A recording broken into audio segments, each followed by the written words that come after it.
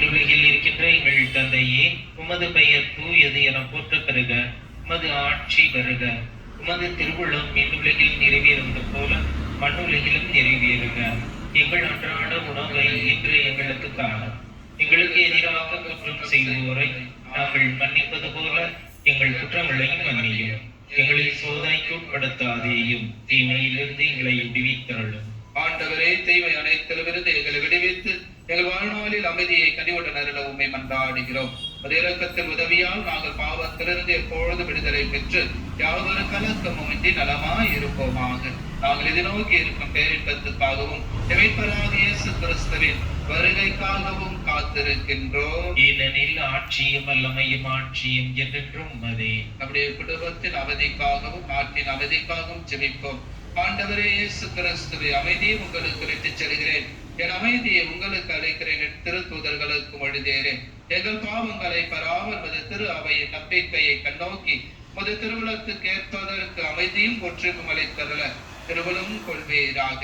என்றென்றும் வாழ்ந்து ஆட்சி செய்கின்றவர் நீரே.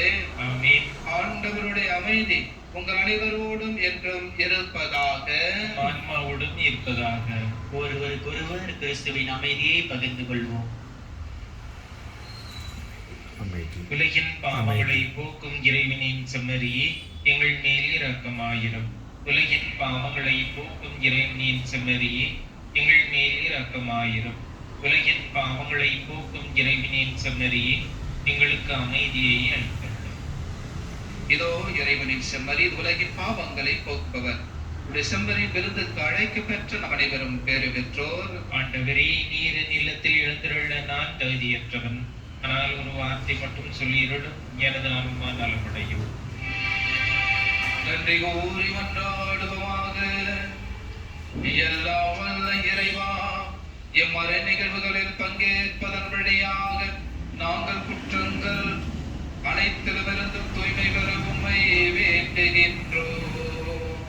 அதனால் உமது பரிவிரக்கத்தின் பயன்களை அடைய நாங்கள் தகுதி பெற அருள் புரிவீராக. எங்கள் ஆண்டவராகிய கிறிஸ்து வழியாக உம்மை மன்றாடுகின்றோம்.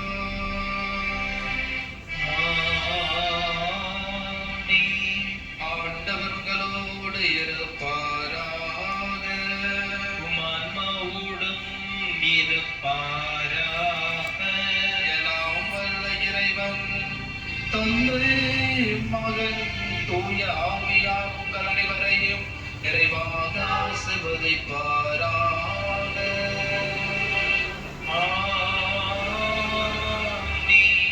ஆரோக்கிய அன்னையின் ஆசி பெற்றவர்களாய் வாழ சென்று வாருங்கள். திருப்பலி நிறைவேற்று. இறைவனுக்கு நன்றி. திருப்பலி ஒளிபரப்ப உதவியவர்கள்